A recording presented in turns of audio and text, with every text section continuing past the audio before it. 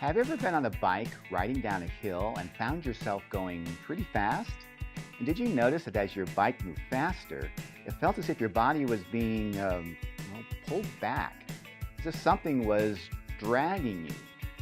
What is this force? Well, it actually has a name, and it is, you guessed it, drag.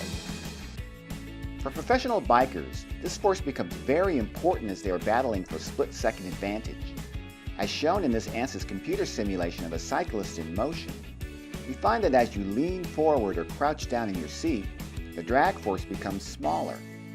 We also discover that as the bike picks up speed, the drag force gets larger. Why is that? Well, in this video, we're going to explore the drag force and examine how it works. We will also show how Ansys simulation technology around the world is used to understand the drag force. From bike designers exploring funny-looking helmets, to NASA scientists safely landing space shuttles, and even F1 car designers creating the fastest cars on the race circuit. Are you interested? Well, let's go.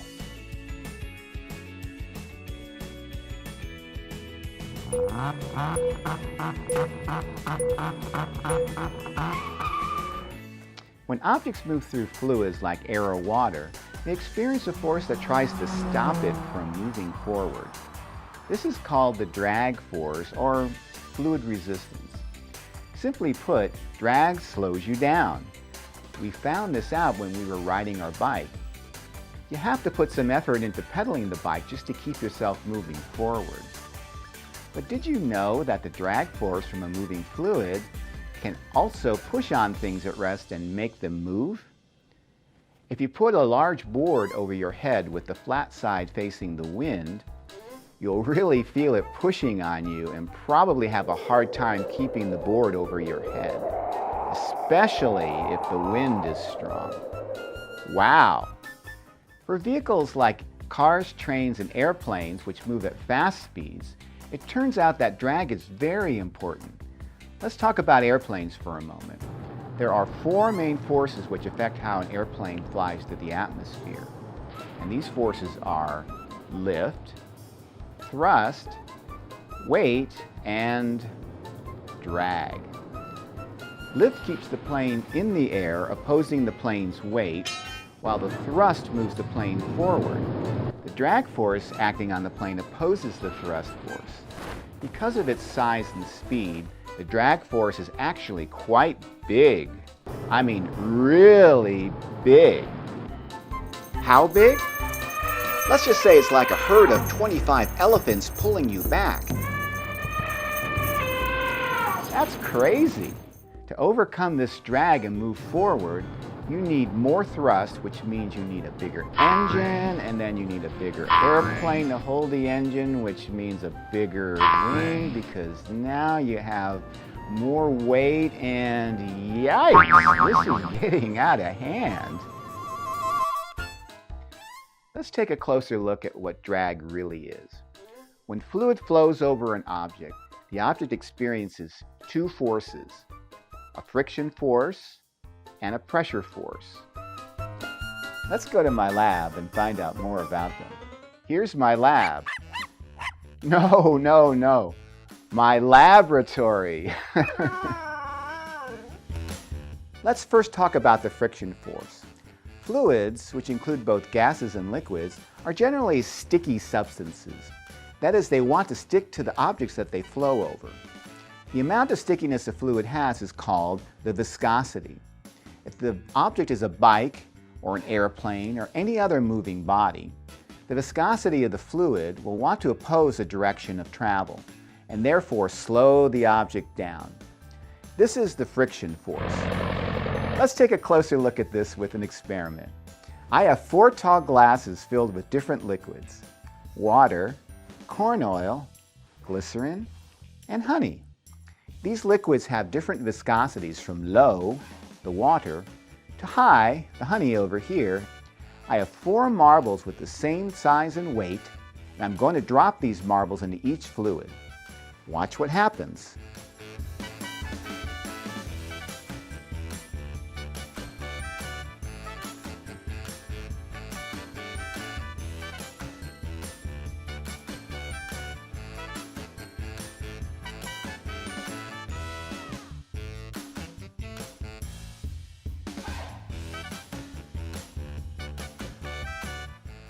Notice that the marble reaches the bottom quickest in water and slowest in honey. This is because for higher viscosity liquids, the friction force is greater and slows down the marble more. The main thing to remember is the higher the viscosity, the larger the friction force. But what about gases like air? They have viscosity too, but it's much, much smaller than liquids, especially something as sticky as glycerin or honey. So fluid friction by viscosity causes a drag force, and this force depends on the surface area of an object. The larger the surface area, the higher the friction force. But that's not the whole story. It turns out that if the pressure of the fluid flowing around our object changes a lot, that can cause a drag, which we call pressure drag. Do you remember what pressure is? Pressure is the force exerted by a fluid pressing on an object. If you pump air into a balloon, a soccer ball, or a bike tire, you know that the air inside has a higher pressure than the outside air. The pressure of the inside air exerts a force that pushes on the walls of its container that you can feel. For example, the surface of this balloon. It's like the air inside is wanting to get out. What if I let some air out? Look! The force is less and I can easily press the side of the balloon with my finger, so higher pressure equals a larger force. Now let's look at the pressure as the air flows around an object. This flowing air has energy due to its motion. But what happens when suddenly the air hits a surface? Wham! The air has to stop, which causes the pressure in front of the object to go up. Higher pressure means a higher pressure force. This force will act on the front of the object and will try to push it back. If you've ever used a hairdryer like this one, you've probably felt this pressure force if you pointed the dryer directly at your hair. Whoa! I can feel that! This same effect happens with vehicles in motion like bikes, cars, and aircraft. Using computer models called simulations, you can visualize the airflow around these vehicles. You can build and analyze these models, such as a full-size airplane shown here, right now directly on your computer using Ansys simulation technology. Here are the results of our simulation. The red region means high pressure. We can see that high pressures show up in the parts of the plane facing the airflow. Makes sense, right? Now let's zoom into a section of the wing, which by the way is called an airfoil. Because of the shape of the airfoil, the air moves faster along the top compared to the bottom side. This creates a pressure difference that results in two types of forces: a lift force, which keeps the aircraft in the air, and the pressure drag force, which pulls it backward. Remember, the friction drag is always acting on the airfoil, and the total drag is the sum of the pressure and the friction drags. If we now start rotating the airfoil, the pressure difference keeps increasing, and so the pressure drag also increases. As we keep increasing the rotation angle, the airflow can no longer follow the shape and completely leaves the surface of the airfoil. This phenomenon is called separation. It's kind of like what happens to a car when it tries to make a sharp turn too quickly and skids out of control. Ouch! When separation happens, the flow breaks up into a swirling, churning river of fluid, and the pressure of the fluid drops in the area where separation occurs. Due to this, there is a huge increase in the pressure drag. Fun fact, the pressure drag will be much, much bigger than the friction drag after separation. We now know that drag comes from fluid friction and pressure differences, and that separation can have a big impact on drag. What else can we discover about drag? Let's go back to the lab. Here we have two toy cars. One small and the other large, both having the same weight. Notice that we've added 2 coins to the smaller car to make its weight equal to the larger one. Now let's blow air onto the cars, one at a time, and measure how far the cars get pushed back.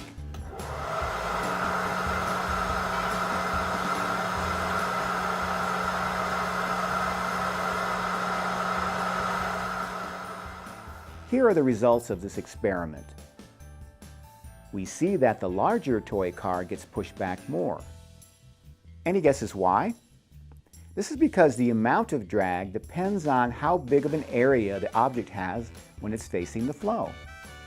The bigger the object, the bigger this area is and the larger the force is. Now let's do another experiment. Take one of the cars and see what happens when we reduce the flow speed.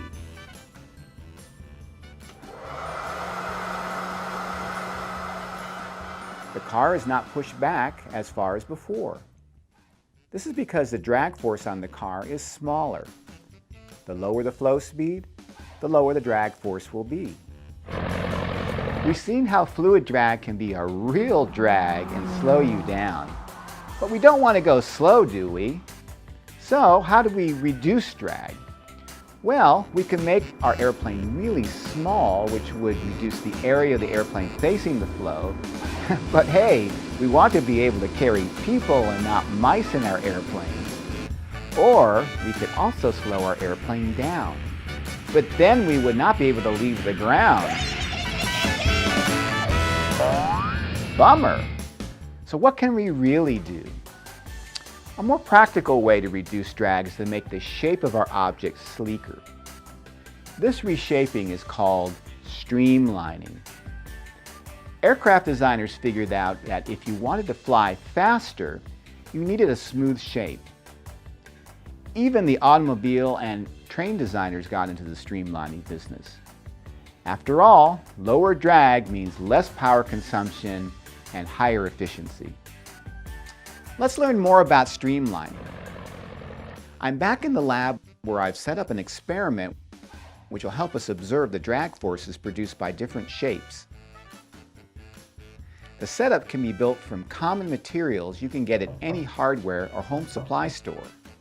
The 3 foam models are a rectangular shape, a half-circular shape, and an oval shape. Each is 28 centimeters long and 7.8 centimeters high, which gives them the same frontal area with respect to the airflow. The models are mounted on 2 vertical poles attached to a sliding wooden platform. Air from our blower is directed over the foam models, producing a horizontal drag force. This drag force is resisted by a spring which permits the platform to deflect by an amount proportional to the force.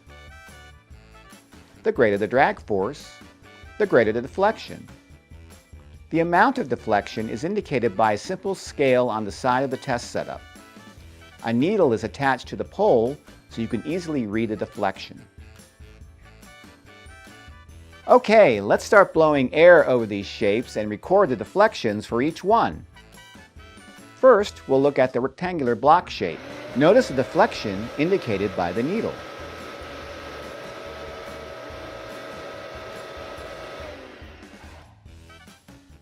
Next, let's look at a half-circle shape. Wow! The deflection is dropped quite a bit simply by having a rounded front shape.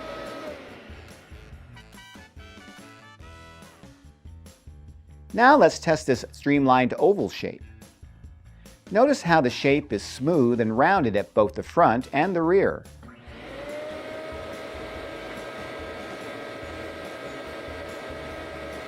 Hey! The deflection is even smaller still.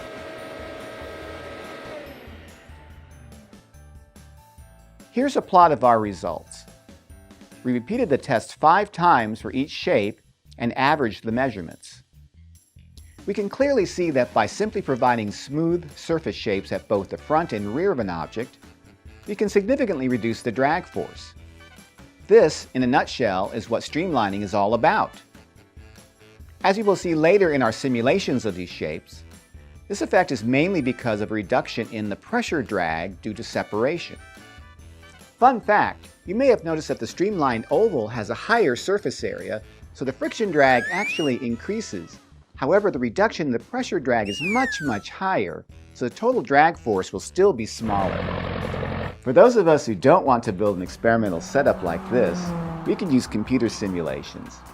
Scientists and engineers around the world rely on Ansys simulation technology to accurately predict drag and improve designs. Let's look at the streamlined oval shape. Here you can see the air pressure on the surface of the oval. The red color means high pressure and the blue means low. As we discussed earlier, a high pressure means a higher pressure force. This means the force on the front side of the oval is larger than its back. Because of this, the oval experiences a net push in the flow direction, and this is what we call the pressure drag.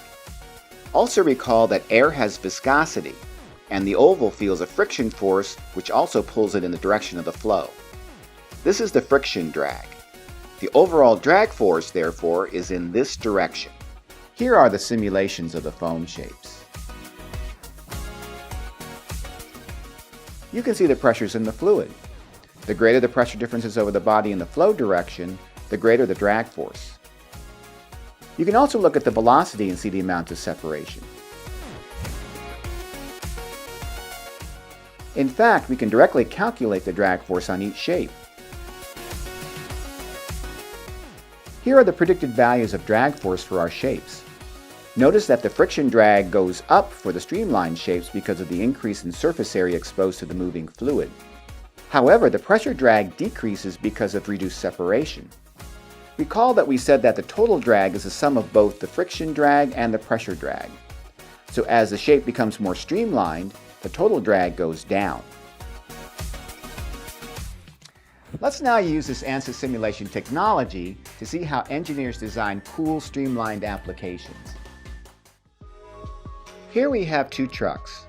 Can you spot the differences? The one on the top is an older traditional design, and the one on the bottom is a modern and aerodynamic design.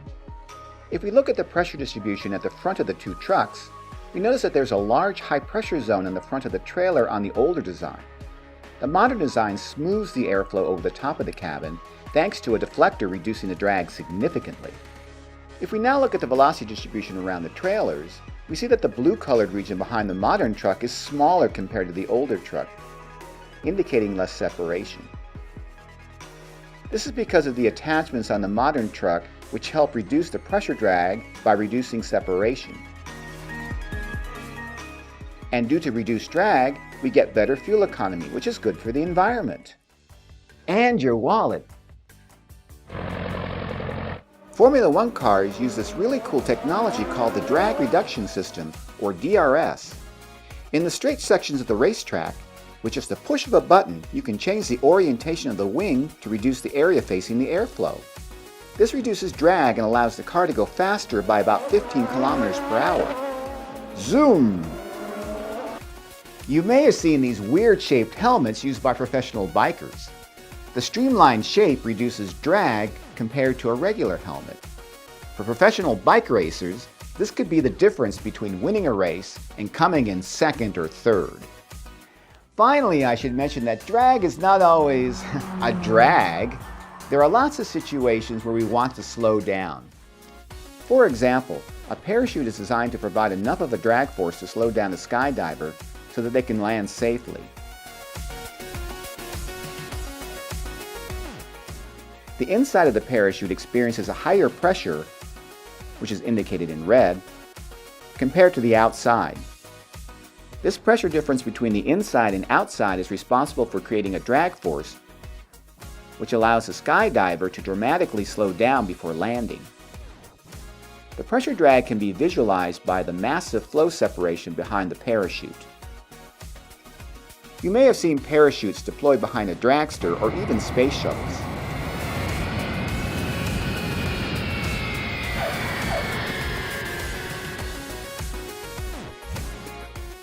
Again, the idea is to slow down the vehicle so that it can safely come to a stop.